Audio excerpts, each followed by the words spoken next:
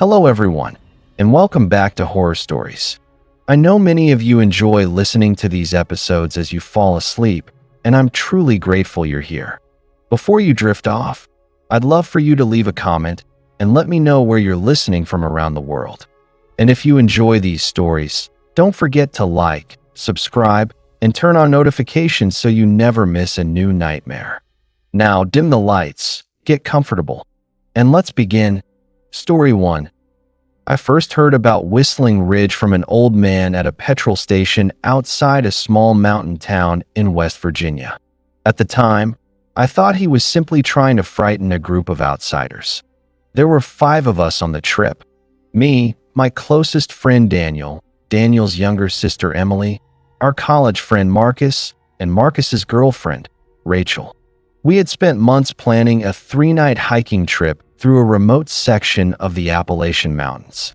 Daniel had found the trail on an old hiking forum, where people described untouched forests, abandoned logging roads, hidden waterfalls, and views that tourists rarely saw. The route did not appear on most modern maps. That should have been our first warning.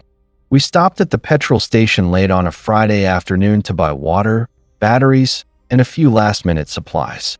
The building looked as though it had been standing there for 100 years. Its wooden walls were faded gray, and a rusted metal sign swung above the door whenever the wind moved through the valley. Inside, an elderly man sat behind the counter, reading a newspaper beneath a yellow light. His face was narrow and deeply lined, and his white beard reached almost to his chest. He watched us quietly as we placed our supplies on the counter. "You folks camping?" he asked. Daniel smiled. 3 nights. We're heading up toward Black Hollow and following the ridge north. The old man's expression changed immediately. His eyes moved from Daniel to the folded paper map sticking out of my backpack. "You mean Whistling Ridge?" Marcus laughed softly. "Is that what the locals call it?" The old man did not laugh. "That's what everyone calls it." For a moment, the only sound in the shop was the hum of the refrigerator behind us. Then he leaned forward. "You can camp up there if you want," he said. "Just don't whistle after the sun goes down." Rachel smiled uncertainly. "Why?" The old man stared at her for several seconds. "Because something might whistle back." Marcus gave me an amused look, but I noticed Emily was no longer smiling. Daniel paid for the supplies, thanked the man, and carried the bags outside. As I followed the others, the old man reached across the counter and grabbed my wrist. His fingers were surprisingly strong. "When you hear it," he whispered, "don't answer. And don't follow anyone who walks into the trees." Before I could ask what he meant, he released me and looked back down at his newspaper. I said nothing to the others. By the time we reached the trail, the sun was already beginning to sink behind the mountains. The first few miles were easy.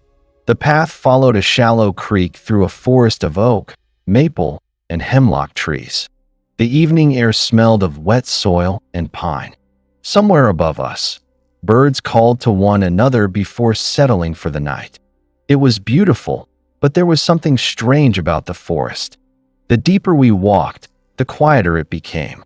At first, I blamed the approaching darkness. But after another mile, I realized I could no longer hear birds, insects, or even the creek behind us. The forest seemed to absorb every sound we made. Our boots struck the ground too loudly. Branches cracked under our feet like breaking bones. We reached a flat clearing shortly before sunset and decided to camp there. Daniel and I raised the tents while Emily and Rachel gathered firewood. Marcus wandered around the edge of the clearing, filming the trees with his phone. "This place is incredible," he said. "It feels like nobody's been here in years." "Maybe nobody has," Emily replied. There were 2 tents. Daniel, Marcus, and I would sleep in the larger one. Emily and Rachel took the smaller tent beside us. Once the fire was burning, the mood improved. We cooked food, passed around a bottle of whiskey, and laughed about the old man's warning. Marcus raised the bottle to his mouth. "What do you think happens if I whistle?" he asked. "Probably nothing," Daniel said. Emily looked toward the dark trees. Don't. Marcus grinned. You don't believe that story. No, she said. But why take the chance? The last piece of sunlight disappeared behind a ridge. Almost instantly, the temperature dropped. Marcus stood near the fire, looked directly at Emily, and whistled 3 short notes. The sound traveled through the clearing and vanished among the trees. Emily swore at him. Marcus laughed and sat down. For several seconds, nothing happened. Then, from somewhere far beyond the clearing, 3 notes answered. The exact same tune. Nobody moved. Daniel slowly lowered his cup. That was a bird, Marcus said, but his voice had lost its confidence. I listened carefully. The forest was completely silent again. Then the whistle came a second time. Closer. 3 short notes, perfectly copied. Rachel moved nearer to Marcus. Stop messing around. That wasn't me. Emily looked at me, her face pale in the firelight. I remembered the old man's fingers around my wrist. Don't answer. Daniel stood and shone his flashlight between the trees. Hello, he called. The whistle answered immediately. This time, it came from directly behind him. Daniel slowly turned toward the darkness behind him, his flashlight beam cutting through the dense wall of trees. The white light swept across twisted trunks, tangled branches, and drifting fog, but there was nothing there. No movement. No animals. No person hiding behind a tree. Just silence. I don't see anyone, he said, though his voice sounded far less confident than before. Marcus forced out a nervous laugh. Probably another group of campers. Rachel shook her head. We've been hiking for hours. We haven't seen anyone. None of us argued. Something about the forest had changed. It no longer felt empty. It felt occupied. Daniel finally lowered the flashlight. We're not doing this, he said. Everybody stays close to camp. No wandering off tonight. Nobody objected. The fire suddenly seemed much smaller than it had only minutes before. Beyond its orange glow, the darkness looked almost solid, like a black curtain hanging between the trees. We tried talking again, but every conversation died after a sentence or two. Even Marcus had stopped joking. Around 10 o'clock, we decided to turn in. Daniel added more wood to the fire before crawling into our tent. If anyone needs the bathroom, he said, wake someone up. Nobody goes alone. Seriously? Marcus asked. You heard me. For the first hour, I couldn't sleep. The wind moved gently through the trees, making branches scrape against one another like fingernails across glass. Then I heard it. 3 slow whistles. Not loud, not close, but close enough. I opened my eyes. Daniel was awake too. You hear that? I whispered. He nodded without saying a word. The whistle drifted across the ridge again. Longer this time. Almost. Curious. Marcus rolled over in his sleeping bag. Please tell me that's an owl. Neither of us answered. The sound circled the campsite. Sometimes it seemed to come from the left, then behind us, then somewhere uphill. It never grew louder. It simply kept moving. After nearly 20 minutes, it stopped. Eventually, exhaustion pulled me into sleep. I don't know how long I had been asleep before someone screamed. It was Emily. I threw myself out of the tent. Daniel was already running toward the second tent. Rachel stood outside, shaking violently. Emily was pointing toward the tree line. I saw someone. Daniel scanned the forest with his flashlight. Where? There. She pointed between 2 enormous hemlock trees. There was a man standing there. What did he look like? I couldn't see his face. The flashlight swept across the woods again. Nothing. Marcus rubbed his eyes. You were dreaming. Emily's breathing became faster. I wasn't asleep. Nobody spoke. Then Rachel quietly said something that made every hair on my arm stand up. I saw him too. Daniel turned toward her. You did? She nodded. He wasn't moving. What was he doing? He was watching us. The fire had almost gone out. Daniel immediately threw more logs onto it. Bright flames climbed into the darkness. None of us returned to sleep after that. We sat around the fire until dawn without speaking very much. As daylight slowly returned, the forest looked almost normal again. Almost. Daniel finally broke the silence. "We're leaving." Marcus looked surprised. "Seriously?" "Because of one bad night." Daniel pointed toward Emily. "She's terrified." "I'm fine," she lied. "No," he replied. "You're not." Marcus sighed. "We drove 8 hours to get here. So we're not turning around because somebody imagined a ghost." Rachel glared at him. "It wasn't imagined." An uncomfortable silence followed. Finally, I suggested a compromise. "We continue today." Daniel looked at me. "If anything else happens, we leave immediately." After several seconds, he nodded. "Fine." We packed camp and continued north along the ridge. The trail became narrower with every mile. Branches leaned across the path as though they had not been disturbed for years. Around noon, we found something strange. An old wooden sign nailed to a dead tree.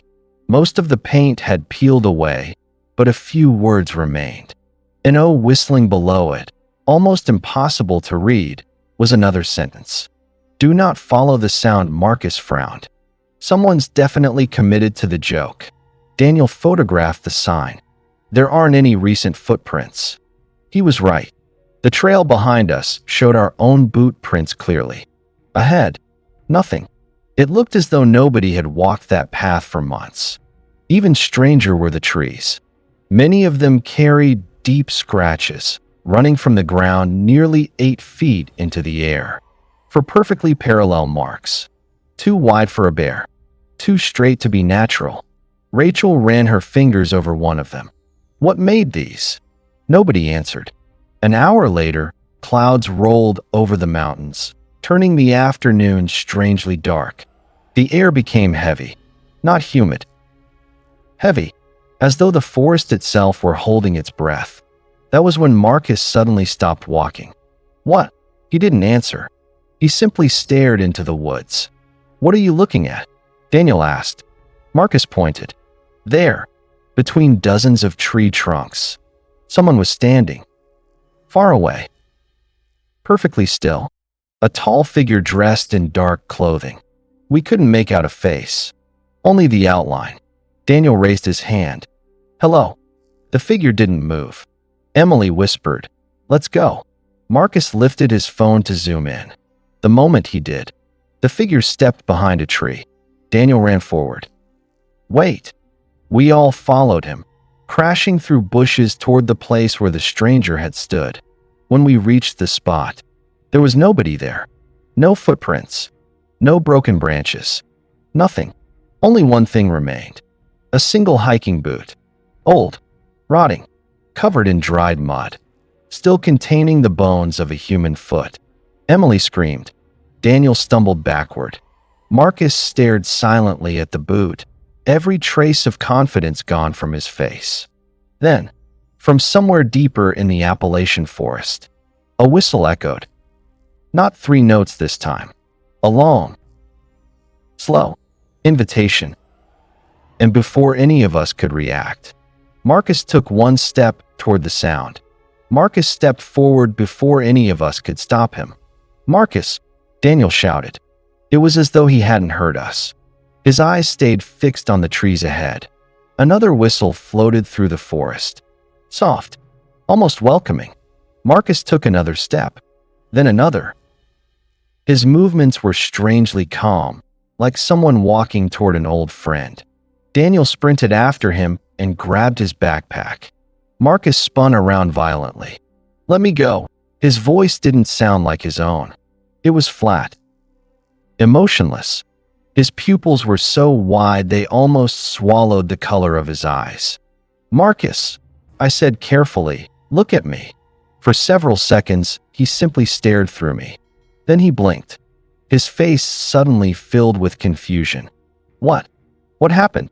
Daniel refused to let go. "You started walking." "Toward what?" "The whistle." Marcus looked genuinely frightened. I don't remember hearing anything. None of us spoke. The silence between us was worse than any scream. Daniel picked up the rotting boot with a nearby branch and pushed it farther off the trail. We're leaving. Nobody argued this time. Not even Marcus. We turned around and began hiking back the way we had come. Within 20 minutes, something felt wrong. Daniel stopped. This isn't right. What? The creek. What creek? We should have crossed it by now. He unfolded the map. According to it, we should already have reached the narrow stream we'd followed the previous afternoon. Instead, there was nothing. Only endless trees. Marcus checked his GPS. No signal. Rachel tried hers. Nothing. Emily quietly whispered, "We're lost." Daniel shook his head. No. He looked around slowly. We're being kept. Those words made my stomach tighten. We walked another hour. Then we found the wooden warning sign again. No whistling, it was impossible. We had been walking south the entire time. The sign should have been miles behind us. Marcus stared at it. We're walking in circles. Daniel examined the ground. Our footprints. There weren't any. The muddy trail should have been covered with the tracks we'd left only hours earlier. Instead, the earth looked untouched, as though nobody had ever walked there. The first whistle came just after sunset. Long, clear, much closer than before. Then another answered from our left. Another from behind. Another somewhere uphill. Soon the entire forest seemed alive with whistling. Not random sounds. Voices. Different pitches. Different rhythms. Dozens of them. Emily covered her ears. They're everywhere. Rachel began crying. I want to go home. Daniel shouted into the darkness. Leave us alone. Instantly, every whistle stopped. The silence that followed was unbearable. For nearly a minute, nothing happened. Then, directly behind Daniel, someone whistled the exact 3 notes Marcus had made the night before. Close enough that we all jumped. Daniel spun around with his flashlight. Nothing. Only darkness. Then I noticed movement beside one of the trees. Someone was standing there. A woman. Long dark hair. White clothing. She looked exactly like Emily. Emily, Daniel whispered. Emily looked at him. What? He slowly pointed behind her. She turned. The woman was gone. Then Rachel screamed. There. Another figure stood between 2 trees. This one looked exactly like Rachel. Same jacket. Same hair. Same terrified expression. It smiled, then disappeared. One by one, we began seeing ourselves.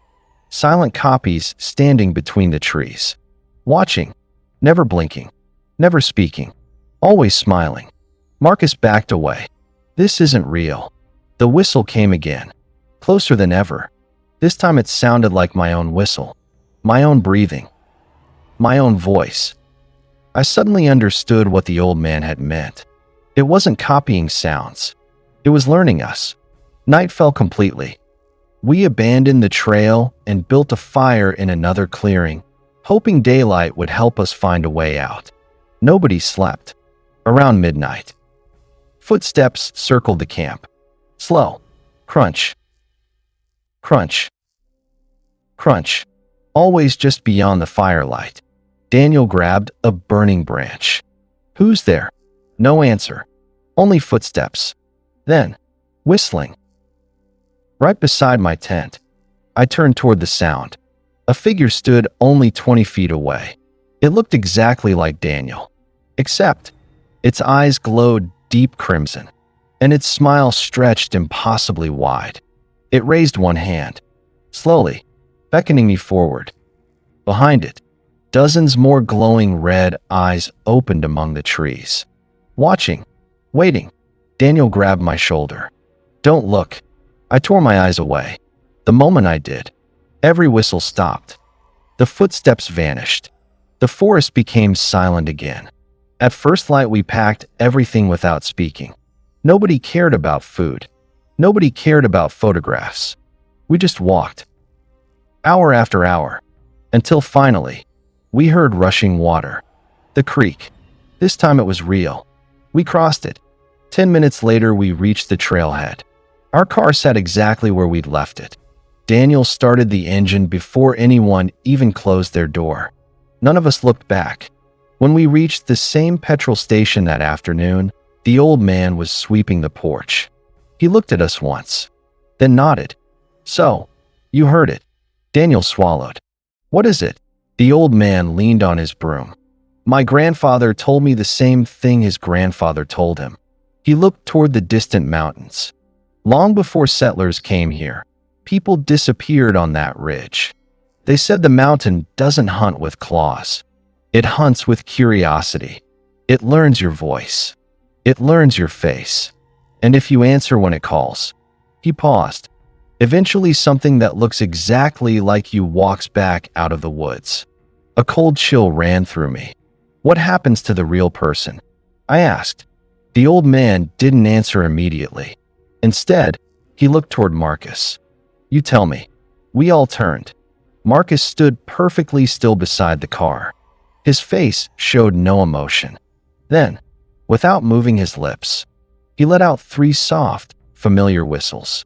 The exact same 3 notes that had echoed through Whistling Ridge on our very first night. None of us spoke. We got back into the car and drove away. I never saw Marcus again after that trip. His family reported him missing 2 days later.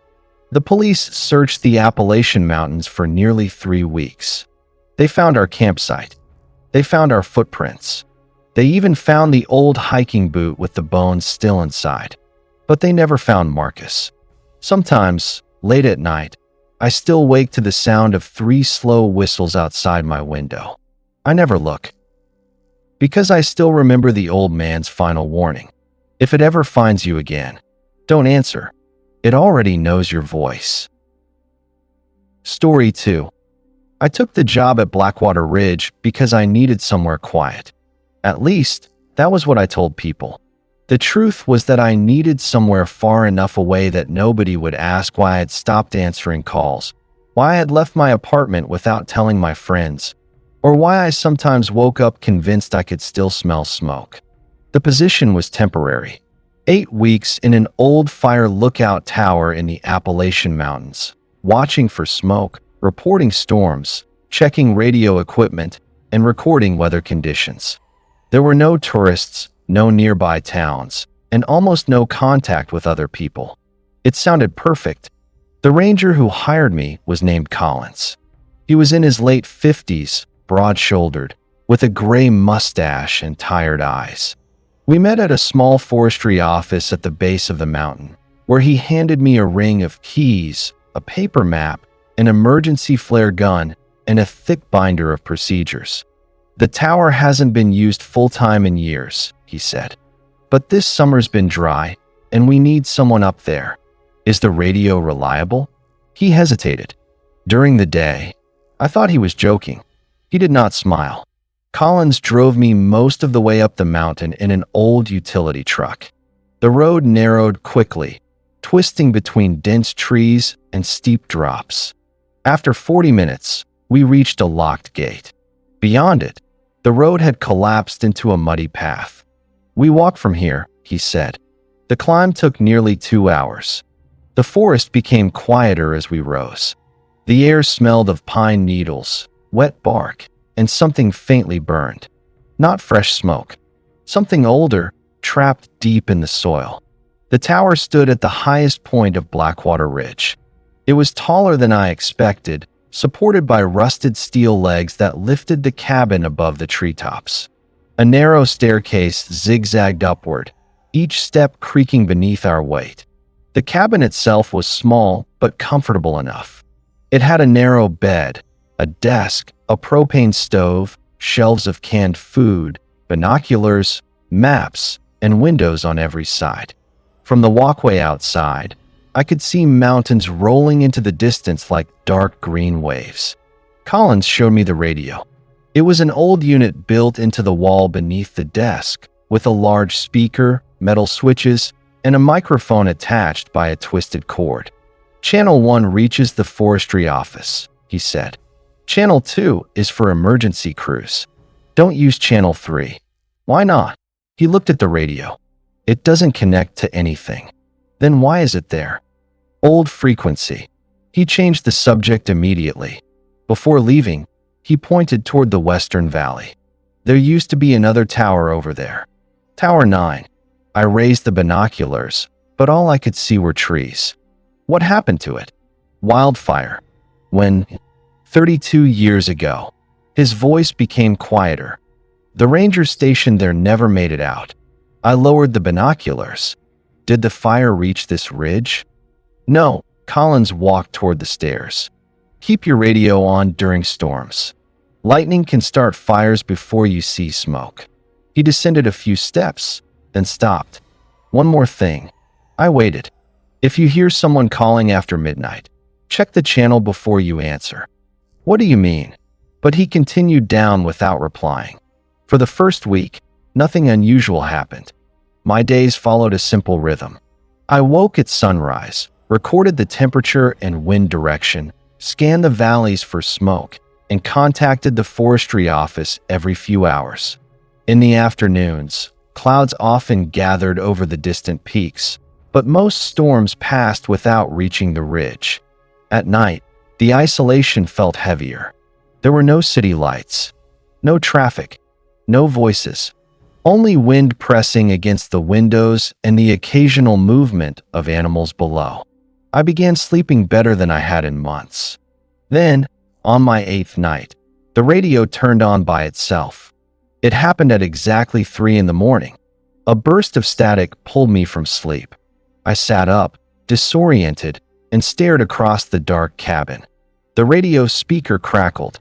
Then a man's voice came through. Tower 9 to base. The voice was weak and distorted. Tower 9 to base. Do you copy? I stayed still. For several seconds, there was only static. Then the voice returned. Fire moving east. Wind increasing. I need evacuation assistance. I got out of bed and approached the desk. The radio dial was set to channel 3. The channel Collins had told me not to use. I remembered his words. It doesn't connect to anything. The voice came through again. Base, please respond. I reached toward the microphone, then stopped. The clock on the wall read 3:02 a.m. My fingers hovered above the switch. Tower 9 to anyone listening. The man sounded desperate now. I can see flames below the ridge. I picked up the microphone. This is Blackwater Lookout. Identify yourself. The static stopped. For a moment, the silence was complete. Then the man said, "Thank God." His voice sounded clearer. "My name is Ranger Elias Ward. Tower 9. The fires crossed the western road." My throat tightened. "Ranger Ward, what is your current location?" "I told you. Tower 9. That tower was destroyed." Silence. Then a faint sound came through the speaker. Crackling. Not radio static. Fire. "What year is it?" the man asked. I stared at the radio. What year is it?" I did not answer. His breathing grew faster. "Please tell me." I switched the radio off. The cabin became silent. I stood there for nearly a minute, listening to my own heartbeat. Then the radio turned back on. "Don't leave me here." I pulled the power cable from the wall. The speaker continued crackling. I backed away. The voice whispered, "You know what it feels like."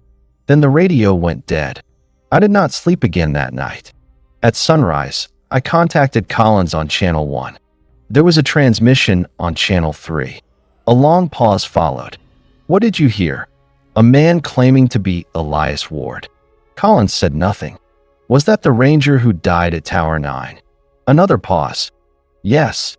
I looked toward the western valley. "Someone is playing a joke. No one has equipment on that frequency." "Then explain it." "I can't." His answer came too quickly. "You knew this would happen." "I knew it might." I gripped the microphone. "Why didn't you tell me?" "Because most people don't hear anything. And the people who do," Collins sighed, "they usually leave." I considered doing exactly that. But walking down the mountain meant admitting I had been frightened away by a broken radio and a dead man's voice. I stayed. For the next 3 nights, nothing happened. Then the calls returned. Always at 3 in the morning. Always on Channel 3. Ward described the same fire each time, but the details changed slightly. On the first night, he said flames were moving through the valley.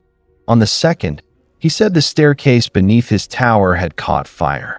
On the third, he said someone was standing below, watching him burn. Who? I asked before I could stop myself.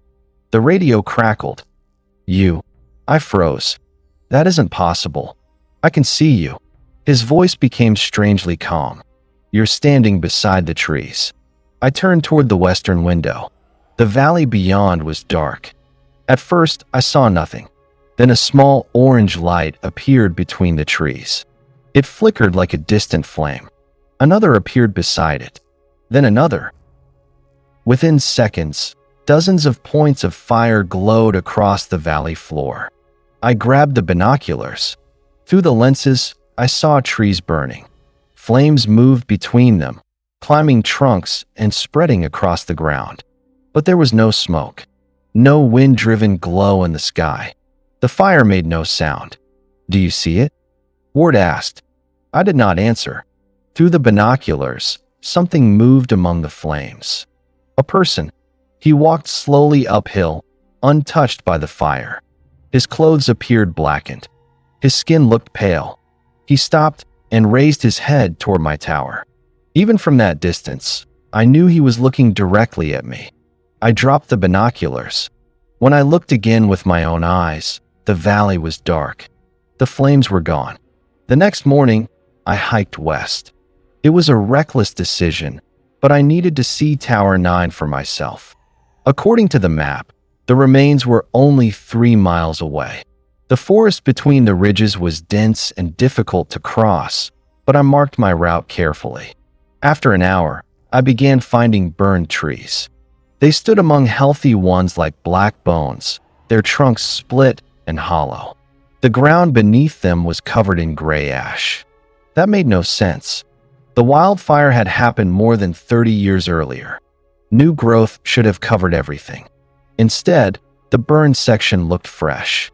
When I touched one of the trunks, black soot stained my fingers. The smell of smoke grew stronger. I continued uphill. Near the top of the western ridge, I found the tower, or what remained of it. 4 twisted metal legs rose from a clearing. The upper cabin had collapsed, leaving a pile of charred wood and rusted equipment below. Someone had tied a strip of red cloth around one support beam. It looked recent. I stepped closer. Beneath the wreckage, I found a metal box. The lid had warped from heat, but I managed to pull it open. Inside was a ranger's logbook. Most of the pages were burned. The surviving entries belonged to Elias Ward. The final pages described the fire. Dry lightning west of the valley. Smoke at sunset. Flames crossing the road shortly after midnight. Then the handwriting became shaky. The last complete entry read, "The fire is not moving with the wind. It is moving toward the tower." Below it was another sentence. "There is someone walking inside it." I turned the page. Only 4 words were written there. "He has my face." A branch snapped behind me. I spun around. A man stood at the edge of the clearing. His clothes were burned. His face was covered in dark wounds, but I recognized him from an old photograph in the forestry office. Elias Ward. He stared at me without blinking. "You answered," he said. I ran. Branches tore at my jacket as I crashed downhill. I lost the marked trail almost immediately, but I did not stop. Behind me, I heard footsteps. Slow footsteps. They never hurried, but they never fell farther behind. The smell of smoke thickened. When I glanced back, flames were moving through the trees. They spread silently across the ground, blackening everything they touched. And inside the fire, dozens of figures walked. Some wore ranger uniforms. Some wore hiking clothes. Some were burned beyond recognition. One of them looked like me. I reached Blackwater Tower near sunset. The moment I entered the cabin, I locked the door and contacted Collins. "Tower 9 is still there," I said. "I found the logbook. Collins was silent. You knew? Yes. What is happening on this mountain? His answer came quietly. Ward wasn't the first ranger to die in that valley. What does that mean? Before Tower 9, there was an older lookout. It burned in the 1920s. The ranger inside reported a fire no one else could see. I looked toward the western windows. The orange lights had returned between the trees. Collins continued. Every few decades, someone hears the calls. If they answer, the fire comes closer. How do I stop it? You leave before 3. I looked at the clock. 2:47 a.m. The radio clicked on. Tower 9 to Blackwater. Ward's voice filled the cabin. The lights in the valley multiplied. Do not answer him, Collins said through the other channel. The radio crackled. Blackwater, the fire is at your ridge. I looked down. Orange flames circled the base of the tower. They moved without heat or smoke, wrapping around the steel supports. Figures emerged from the trees. Dozens of them. Their faces tilted upward. Every one of them had my face. The stairs began to creak. Someone was climbing. Slowly. Step by step. Collins, I whispered, they're here. Get to the walkway. I opened the door and stepped outside. The night air was cold, but the tower below was surrounded by fire. Use the flare gun, Collins said. Against what? Not against them. Fire it east. Away from Tower 9. I loaded the flare with shaking hands and aimed toward the opposite ridge. The red light shot across the sky. Every figure below turned toward it. For 1 second, the climbing stopped. Now get down, Collins shouted. I ran down the staircase. The figures moved toward the distant flare, following its red glow through the trees. All except one. Ward stood at the bottom step. His burned face lifted toward me. You left me, he said. I wasn't there. You were always there. As he reached for me, the firelight revealed something beneath his ruined features. My own face. I pushed past him. His fingers brushed my arm, and pain tore through my skin like a hot blade. I ran east until sunrise. Collins found me near the locked gate. I was lying beside the road with burns around my wrist, though my jacket was untouched. I never returned to Blackwater Ridge. The Forestry Service closed the tower later that year. Officially, they said the structure had become unsafe. Collins retired soon afterward. Before he left, he mailed me Elias Ward's logbook. There was a new entry inside. It was written in my handwriting. Blackwater Tower, 3 a.m. Fire moving east. Someone is trapped inside. That was 3 years ago. Since then, I have moved 4 times. I no longer live near forests. I do not keep radios in my home. But every summer, during the driest week of the year, I wake at exactly 3 in the morning. The room smells of smoke. My phone turns on by itself. And through the speaker, I hear a man calling from very far away. Blackwater Tower to anyone listening. Then the voice changes. It becomes my own. Please respond. I never do. But last night, for the first time, the voice did not come from my phone. It came from outside my bedroom door. And beneath it, I heard the slow crackle of flames. Story 3. The first time I saw the lantern, it was floating 6 feet above the ground. My wife, Claire, later insisted that someone must have been carrying it. She said the darkness had hidden the person's body and made the light appear to move on its own. That explanation might have comforted me if the lantern had stayed near the road. It didn't.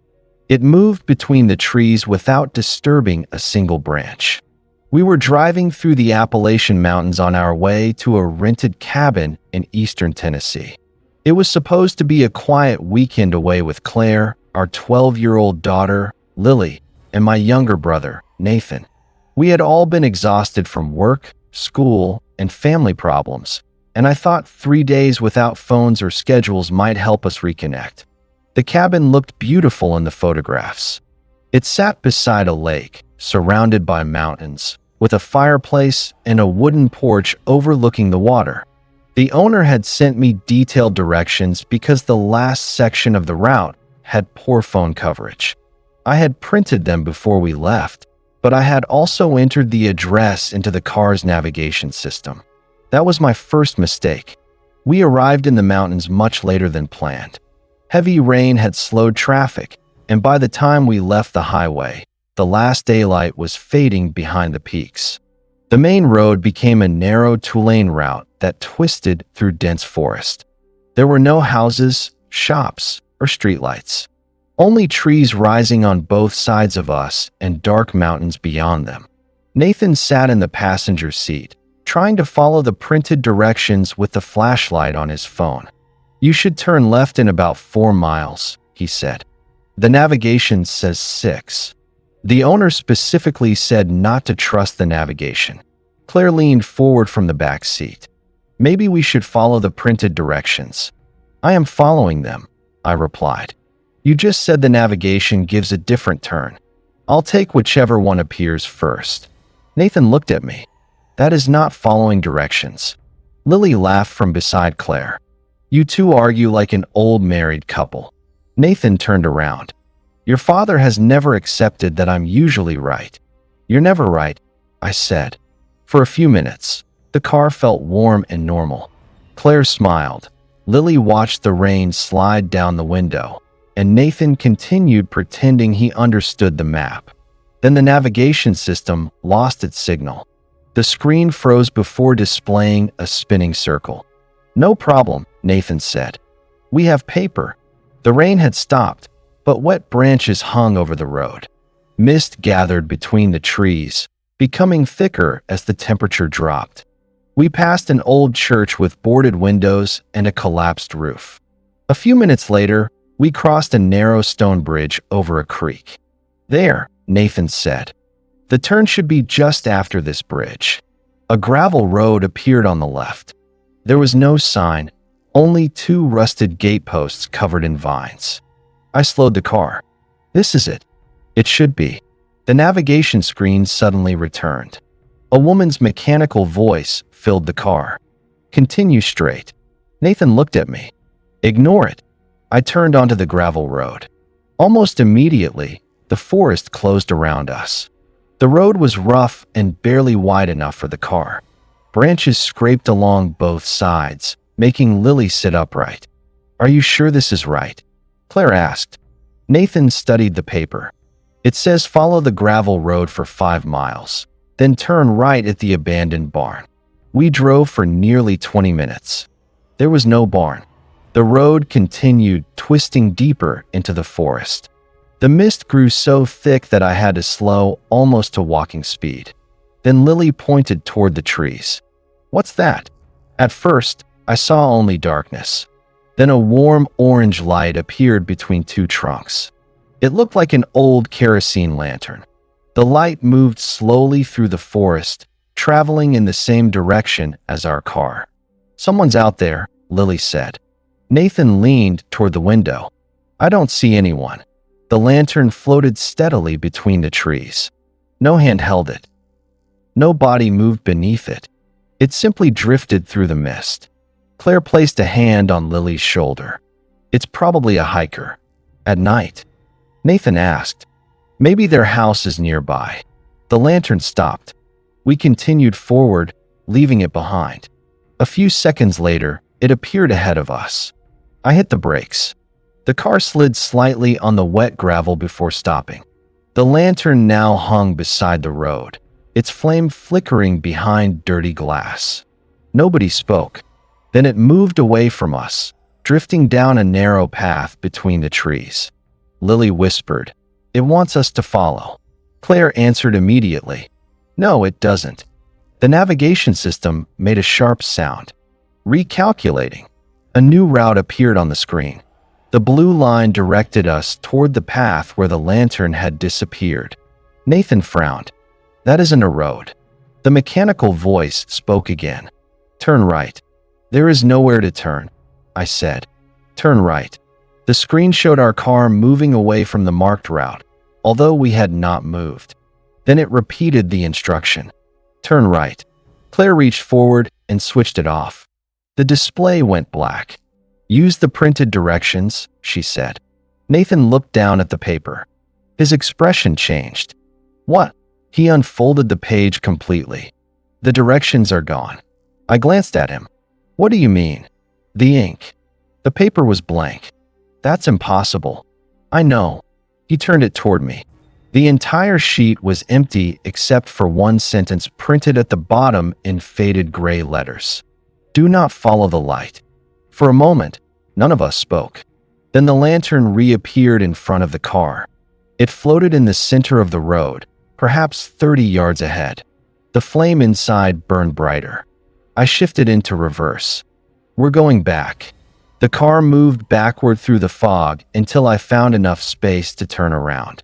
The moment we began driving in the opposite direction, the lantern vanished. Nobody said anything for several minutes. I kept both hands tightly on the steering wheel. The road seemed longer on the way back. Every bend looked the same, and the forest appeared darker than before. Finally, the stone bridge emerged from the mist. Relief spread through the car. "There," Nathan said. "Once we cross, we'll be back on the main road." We drove across the bridge. On the other side stood the abandoned church. Claire stared through the windshield. Wasn't the church before the bridge? Nathan looked behind us. "Yes." I slowed. "That doesn't make sense. We must have crossed another bridge." "It's the same church," Lily said. She was right. The same broken steeple leaned over the roof. The same boards covered the windows. A white wooden cross stood beside the entrance. Except now the church door was open. A dark figure stood inside. I accelerated. We passed the church and continued down the road. 5 minutes later, we crossed the same stone bridge again. The abandoned church waited on the other side. This time, the figure stood on the steps. It held the lantern. Claire gasped. The figure was tall and thin, covered in a dark coat that reached the ground. Its face remained hidden beneath a wide-brimmed hat. It lifted the lantern as we approached. The flame turned deep red. I pressed the accelerator, and the car shot past it. Lily began crying. "Why do we keep coming back?" "I don't know," I said. My voice sounded weak. Nathan looked at the navigation system, although it was still switched off. The black screen suddenly lit up. A map appeared. It showed a single circular road with our car moving endlessly around it. At the center of the circle was a small lantern symbol. Then the voice spoke. "You have arrived." Claire pulled the power cable from the dashboard. The screen stayed on. "You have arrived." Nathan punched the display. The glass cracked. The voice stopped. We passed the church for a third time. The figure was gone. I did not know which direction to take, so I kept driving. We passed several turnoffs, but each looked narrower and darker than the road we were already on. Then the car engine began to lose power. The headlights dimmed. "No," I whispered. The engine coughed once and died. We rolled to a stop. The silence that followed felt unnatural. No insects. No wind. No water beneath the bridge. Only our breathing inside the car. I tried the ignition. Nothing happened. Nathan checked his phone. No signal. Claire's phone had no signal either. Lily stared out the back window. "The light is coming." Far behind us, the lantern appeared in the middle of the road. It moved toward the car. Slowly, steadily. "Lock the doors," Claire said. I pressed the button. The locks clicked. The lantern continued approaching. As it came closer, we began to see the person carrying it. The figure's coat hung loosely from its shoulders. Its arms looked too long, and one hand wrapped around the lantern's metal handle. Its feet never touched the ground. It stopped beside the driver's window. I stared straight ahead. Something tapped the glass. Once. Twice. 3 times. Lily covered her mouth to stop herself from crying aloud. The figure bent toward the window. Beneath the hat was not a face. There was only a deep black space containing 2 small red lights. The thing lifted one hand and pointed toward the trees. A narrow trail had appeared there. Beyond the trail, warm yellow lights shone between the branches. A house. Smoke rose from its chimney. The windows glowed invitingly. The figure pointed again. "No," Claire whispered. A voice came from outside the car. It sounded like an elderly woman. "You can't stay on the road." We remained silent. The voice changed. Now it sounded like a young man. "The cold will come soon." Nathan leaned close to me. "Do not answer." The figure tapped the window again. This time, it spoke in my mother's voice. "Daniel, open the door." My mother had been dead for 7 years. Every muscle in my body tightened. "Daniel," the voice said gently. "I've been waiting." Claire grabbed my arm. "That isn't her." I knew that. But the voice was perfect. It had the same softness, the same slight hesitation before saying my name. The figure leaned closer. "Come inside. Bring the family." The house lights between the trees became brighter. I could smell wood smoke and fresh bread. For a terrible moment, I wanted to open the door. Then Lily screamed. A hand had appeared against her window. Not outside. Inside. Long gray fingers pressed against the glass from behind her headrest. She threw herself toward Claire. I turned and saw a pale face emerging from the darkness behind the seats. Its skin was stretched tightly over bone. Its mouth opened far wider than a human mouth should. Nathan grabbed the flashlight and struck it. The face vanished. At the same moment, the lantern figure outside slammed both hands against my window. Cracks spread across the glass. "Start the car," Claire shouted. I turned the key. Nothing. The figure struck the glass again. The cracks widened. Nathan reached into the glove compartment and found the emergency flare I kept there. "Open your window," he said. "Are you insane?" "Just a little." He climbed halfway across me and forced the window down several inches. The lantern figure reached toward the gap. Nathan fired the flare. Red fire exploded into the mist. The flare struck the figure's chest. It made no human sound. The scream came from everywhere at once. The forest, the road, the bridge, and the church behind us. The lantern fell. Its glass shattered on the ground. The flames spread across the wet road like burning oil. The figure stumbled backward, its coat opening. Inside it were dozens of faces. Men, women, and children stared from within its body. Their mouths moved silently, and their eyes were white with terror. One of them was my mother. She looked directly at me and screamed a word I could not hear. The car engine suddenly started. I slammed it into drive.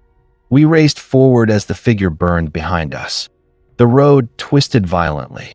Branches struck the car. The headlights showed only fog and gravel. Then we reached the stone bridge again. A man stood in the center of it. He wore old overalls and held a shotgun. I almost hit him. He fired into the air. I stopped. "Turn off the lights," he shouted. I obeyed. The world went black. "Do not look behind you," he said. "And whatever you hear, stay inside."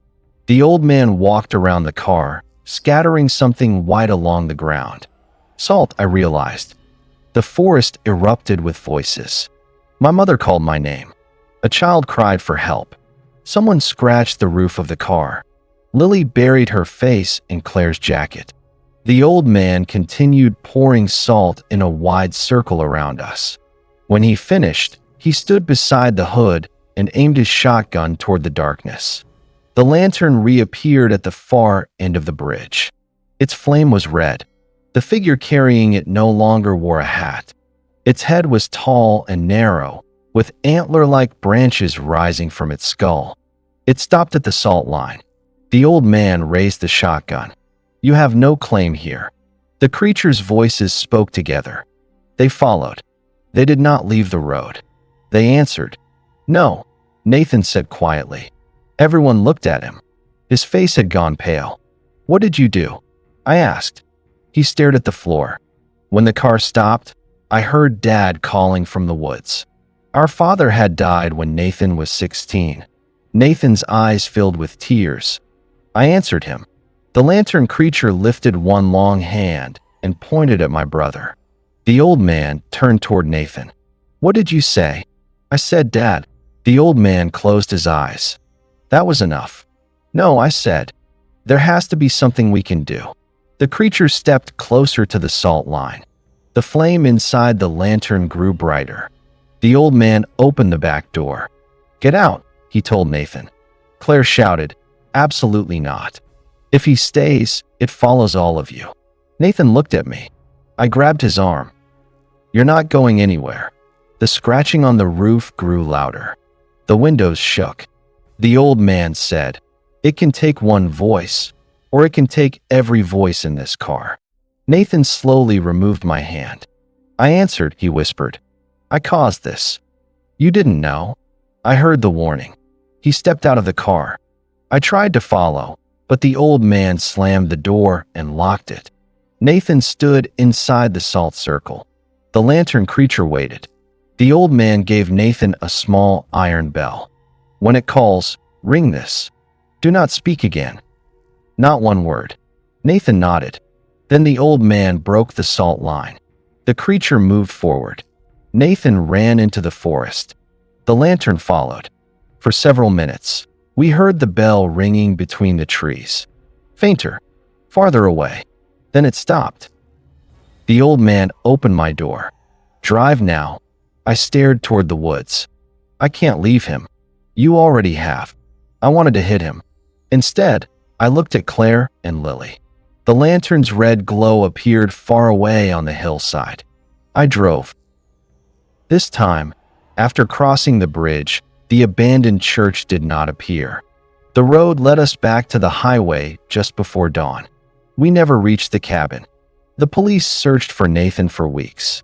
They found no footprints, clothes, or evidence that he had ever entered the forest. They could not find the bridge, the church, or the old man. According to every map, the gravel road where we had turned did not exist. That happened 9 years ago. Claire and I never returned to the Appalachian Mountains. Lily is grown now, but she still refuses to travel after dark. Every year on the anniversary of Nathan's disappearance, I receive a voicemail from an unknown number. There is never any speech, only the faint ringing of an iron bell. Last night, the message was different. The bell rang 3 times. Then Nathan whispered my name. Behind his voice, I heard footsteps moving through wet leaves. He sounded tired and frightened. "It found the road again," he said. Then another voice spoke. It was my own. "Turn around, Daniel." I looked through my bedroom window. A warm orange lantern was floating at the end of my driveway. And this time, it was not asking me to follow. It was coming toward my house. Story 4. The first time I heard the mine breathe, I thought it was wind moving through the tunnel. It came from somewhere deep beneath the mountain, a slow intake of air, followed by a long, trembling exhale. The sound passed through the darkness like the sigh of something enormous sleeping below us. None of us spoke. We stood just inside the entrance of Harlan No. 7, surrounded by rusted tracks, broken support beams, and wet stone. Behind us, the opening of the mine was still visible through a curtain of ivy and hanging roots.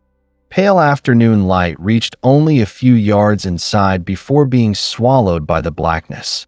Then the sound came again. Inhale. Pause. Exhale.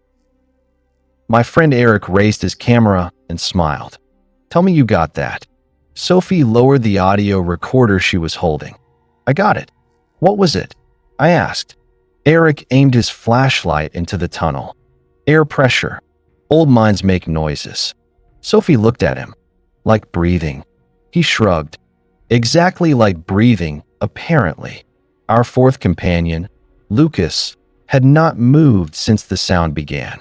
He stood near the entrance with his helmet light pointed downward, staring at the tracks beneath his boots.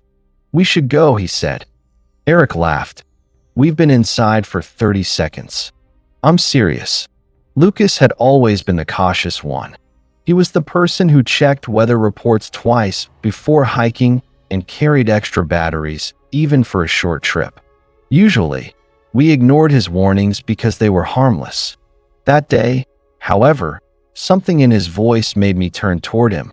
His face had lost its color. "What's wrong?" I asked. He pointed at the ground. The old railway tracks ran beneath us and disappeared into the tunnel. Between them, in the thick gray dust, were footprints. Bare human footprints. They began 10 feet inside the mine, and they led inward. There were no prints coming out. Eric crouched beside them. Probably explorers. Barefoot. Lucas asked.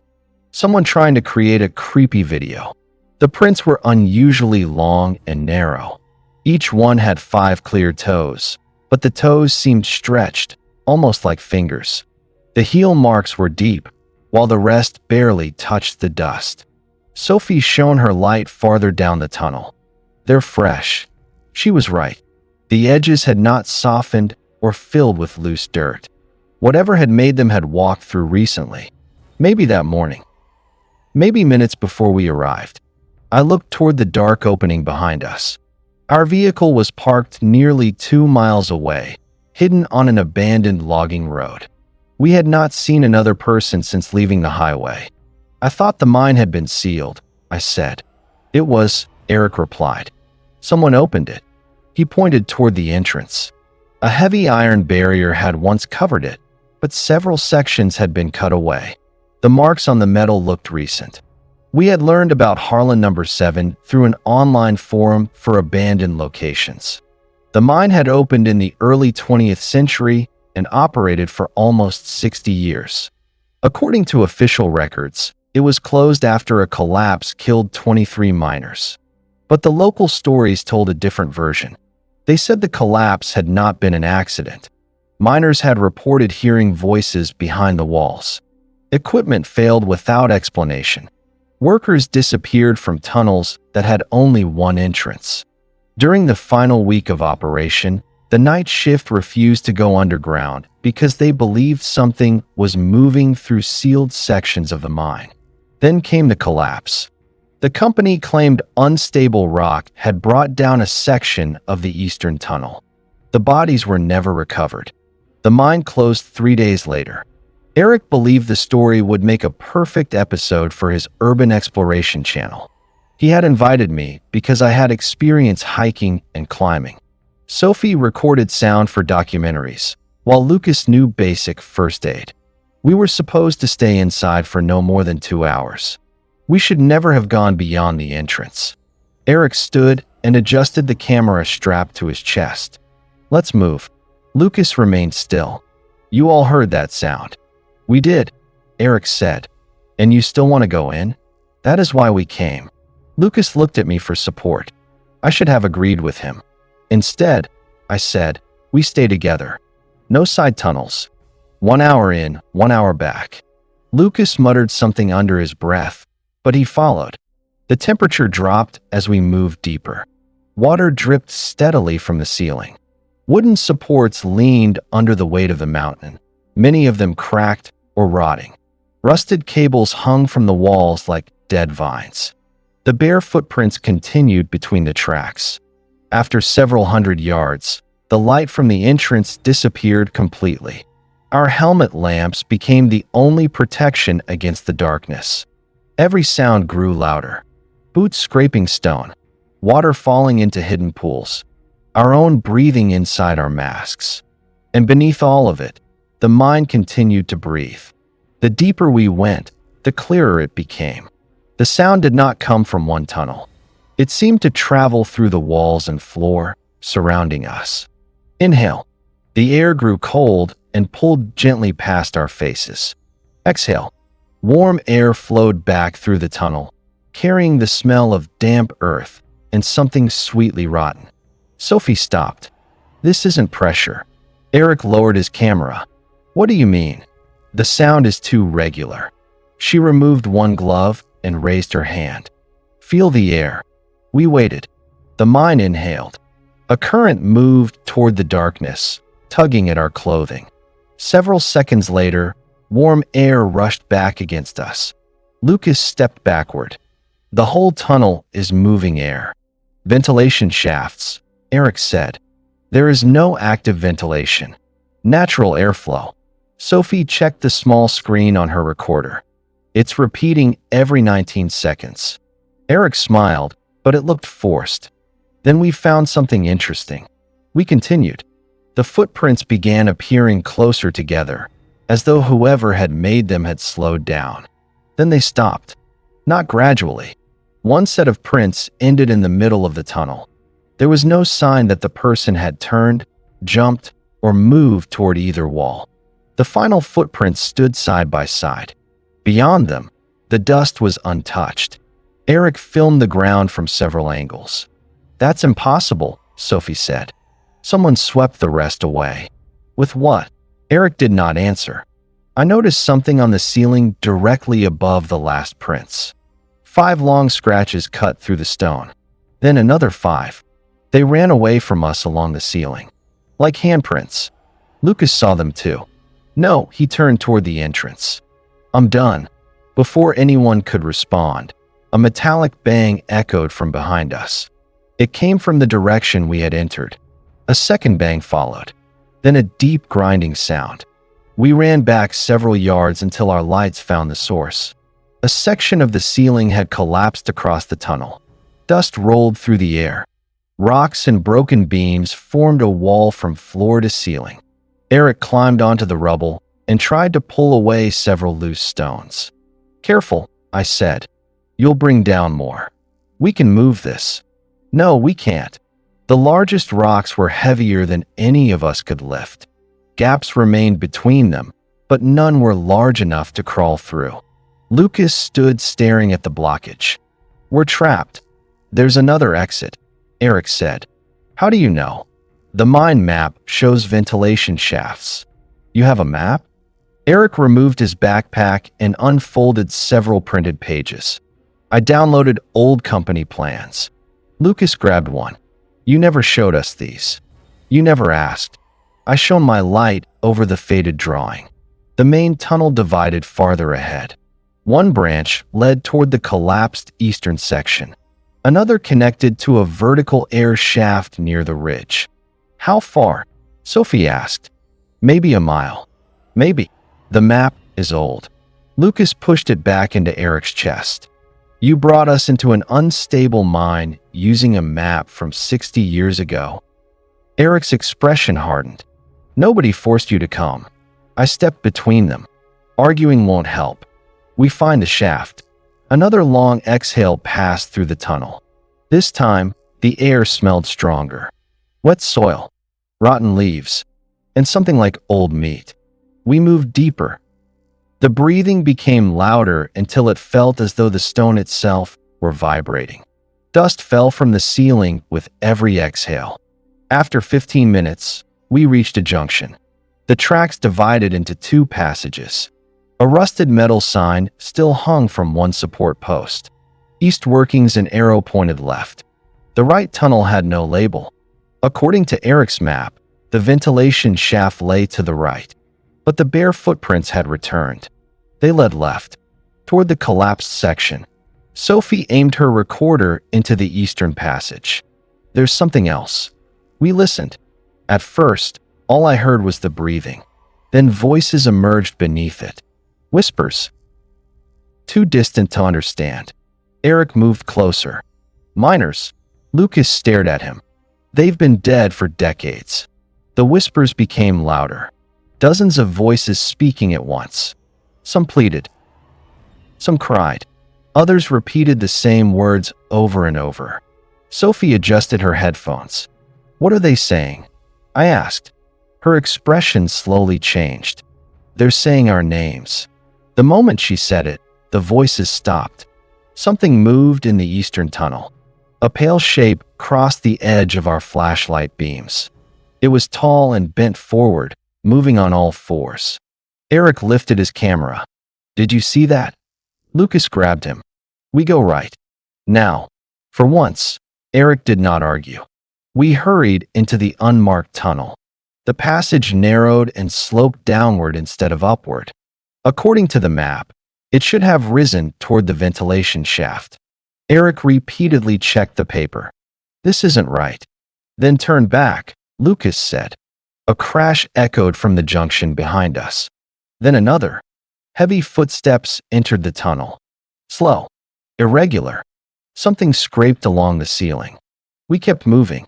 The tunnel became so narrow that we had to walk in single file. The walls were wet and warm. When I placed my hand against the rock for balance, it seemed to pulse beneath my palm. I pulled away. What?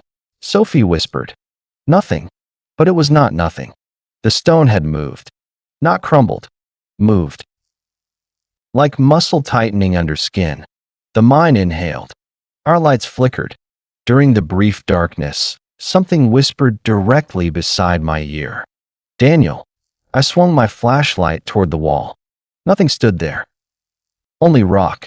But a mouth-shaped crack had opened in the stone. It slowly closed. I did not tell the others. Ahead, Lucas shouted. The tunnel ended at a wooden door. It looked completely out of place. The wood was dark but not rotten, and a steel handle had been fixed to its center. Eric checked the map. There shouldn't be a door here. Words had been carved into the wood. Do not let it wake. Beneath them were dozens of names. Some had dates beside them. The oldest date was from the mine's first year of operation. The newest had been carved only 2 days earlier. Lucas read it aloud. Caleb Morris. Sophie stiffened. That name was on the forum. What? He posted the location. Eric looked at her. He said he explored the mine last month. He stopped replying 2 days ago. A sound came from the other side of the door. 3 slow knocks. We stepped back. Then a man spoke. Please help me. His voice was weak and terrified. My name is Caleb. I'm trapped. Eric reached for the handle. Lucas grabbed his wrist. No, he could be alive. He could be whatever followed us. The voice came again. Please. I can't hear you. Sophie moved closer to the door. How long have you been inside? There was a pause. 2 days. Are you alone? Another pause. No, the door shook violently. Something struck it from the other side. Caleb screamed. Then came a wet, tearing sound. His scream ended. The mine exhaled. Warm air pushed through the cracks around the door. Blood began leaking beneath it. Lucas backed away. We need another route. The footsteps behind us had stopped. A shape now blocked the tunnel. It stood just beyond the reach of our lights. Tall. Thin. Its limbs bent at strange angles, and its head brushed the ceiling. 2 pale hands gripped the rock above it. Each finger was nearly a foot long. Eric's camera light illuminated its face. It had no eyes. Its mouth stretched from one side of its head to the other. When the mine inhaled, the creature's chest expanded. When the mine exhaled, it opened its mouth. The breathing came through it. Lucas screamed and pulled open the wooden door. We rushed through. The room beyond was not a mine chamber. It was a natural cavern so enormous that our lights could not reach the far side. The ground sloped downward toward a deep pit. Old mining equipment lay scattered everywhere. Helmets, lamps, tools, lunch boxes. Human bones covered the floor. Hundreds of them. The door slammed shut behind us. The creature struck it from the other side. The wood shook, but held. In the center of the cavern stood a stone platform. A rusted chain descended from the ceiling and disappeared into the pit. Around the platform, words had been painted repeatedly across the rock. Keep the chains tight. Do not dig below. It is not a mine. Sophie aimed her light toward the pit. The breathing was deafening there. With each inhale, air rushed down into the darkness. With each exhale, heat rose upward. I moved closer to the edge. The pit was lined with enormous curved shapes. At first, I thought they were support beams. Then one shifted. They were ribs. The cavern was inside something. The mountain was not surrounding us. We were standing within its body. Eric raised his camera, staring into the darkness with horrified fascination. This is impossible. The chain jerked. A sound rolled upward from the pit. Not breathing. A heartbeat. One slow impact shook the cavern floor. Then another. Sophie grabbed my arm. We need to leave. The chain moved again. Several links had broken. Only a few remained connected to a metal mechanism beside the platform. Lucas examined it. It's some kind of winch. Painted beside the handle were simple instructions. Turn during exhale, stop during inhale, never let the chain fall. The creature struck the door again. A crack appeared in the wood. We have to tighten it, I said. Eric stared at the winch. You don't know what it does. It keeps whatever is below us asleep. You believe that? The pit inhaled. The chain pulled downward with tremendous force. Lucas grabbed the handle. During the exhale, warm air exploded upward. All four of us pushed the handle. The winch turned slowly, dragging the chain out of the pit. Something below groaned. The sound shook dust from the cavern roof. We stopped when the inhale began. The chain strained. Behind us, the door split. A long, pale hand pushed through. We worked through the next exhale. The handle fought us every inch. The chain rose farther. Attached to it were pieces of old clothing. Miner jackets. Boots. Human remains tangled around the links. During the next inhale, Eric looked toward the door. The creature's head had forced its way through the opening. Its mouth widened. Whispers poured from it. Eric, come closer. We can show you everything. Eric released the handle. I shouted at him. He stepped toward the creature. Its empty face shifted. For a moment, it looked like a young woman. Eric's sister had died in a car accident 3 years earlier. He whispered her name. The thing smiled. Lucas left the winch and tackled him. The mine exhaled before we were ready. The loose handle spun backward. Sophie tried to stop it. The metal bar struck her shoulder and knocked her to the ground. The chain dropped several feet. A section snapped. The heartbeat below accelerated. 1, 2, 3.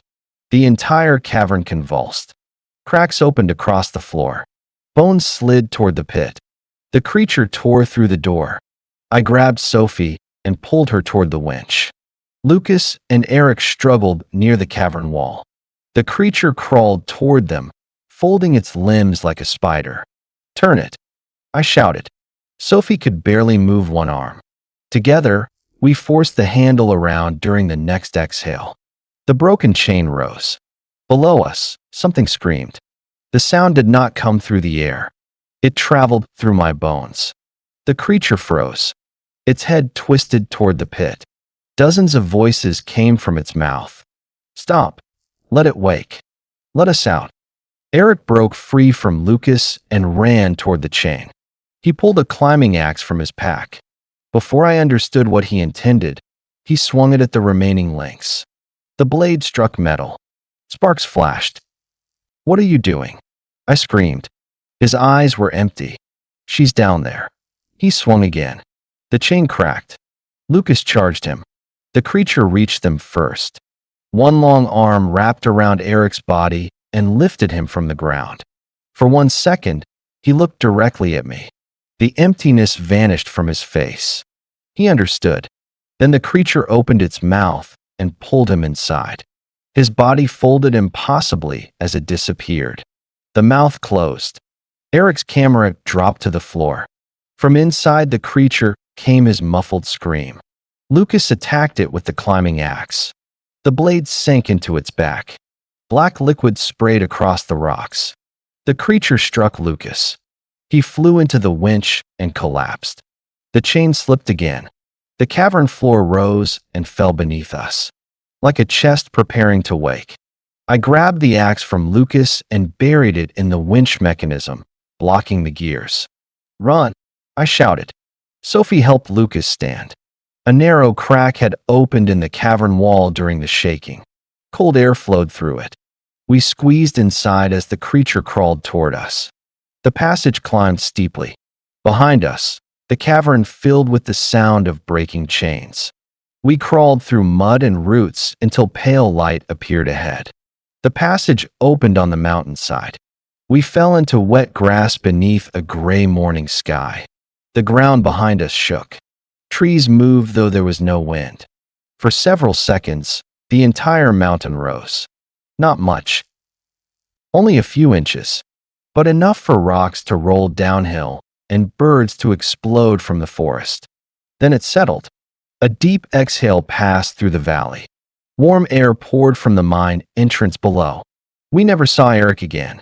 Police searched the site, but the entrance had collapsed completely. They found no cavern, no footprints, and no evidence that anyone had entered. Lucas refused to speak about what happened. Sophie still has the audio recording. Most of it contains only static and our voices. But near the end, after Eric disappears, another sound can be heard beneath the screaming. Thousands of people whispering from below the mountain. They are repeating the same sentence. The chain is broken. That was 4 years ago. Harlan number 7 remains sealed.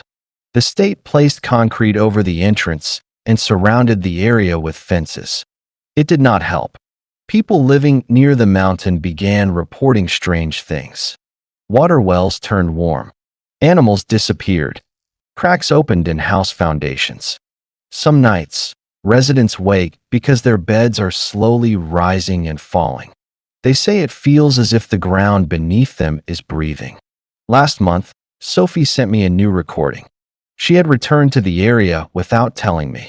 She placed a microphone near the concrete seal and recorded through the night. For several hours, there was nothing. Then, shortly before dawn, the mine inhaled. A voice spoke from beneath the concrete. Eric's voice. He sounded distant, but alive. "Daniel," he whispered, "you have to come back." Then something much deeper spoke through him. The voice was so low that my speakers shook. "Bring another chain." I deleted the recording. 2 nights later, I woke to the smell of damp earth. My bedroom floor was warm. A thin crack had appeared beside my bed.